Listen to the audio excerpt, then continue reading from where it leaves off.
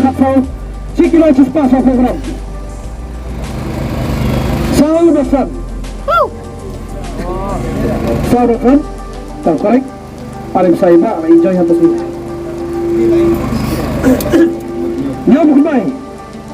Tiga nomornya bukan baik. 3 nomor. Dikira 10 kilo cispa kedai pau.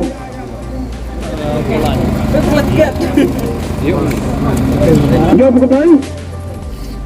Korek. 10 kilo cispa kedai pau.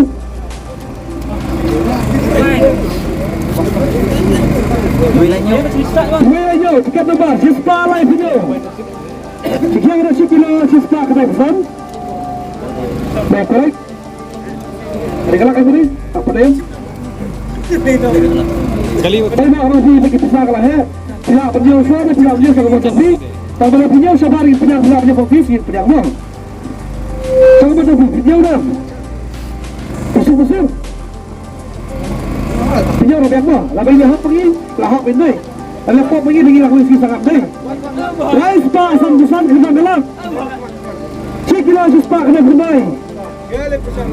Lok kena. Rais pas, 100% kena. Berapa? Tahu menkerap. Oh menkerap lagi kena. Silai. Akhir habis kita ketemu. Kena kerba.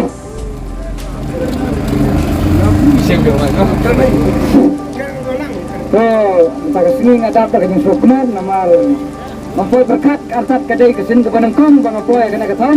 Buat kedai kesin Penengkong bangun. Wah ini memang along artat hukum. Mawan sekemat no. Mana kawan kan ni dan hoi lah kata nasib lah kata kajing. Hang kita kemesin tanpa dia peneh lah kata nasib. Kita ni para kiban sayo apa tak kawai kapor. Kata kirang ya akan rekam. Ngaru ngamna mengkeren sibun di kenting sibun bagana kendat. Boleh sibun no.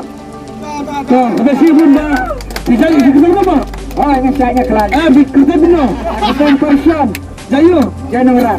Kalau ini baca nombor, terus sudah, masuk. Siapa lu?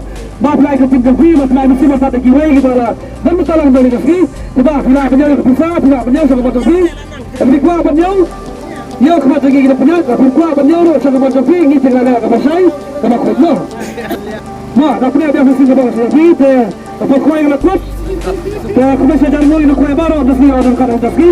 Tapi sibun, kalau jauh kuah baru.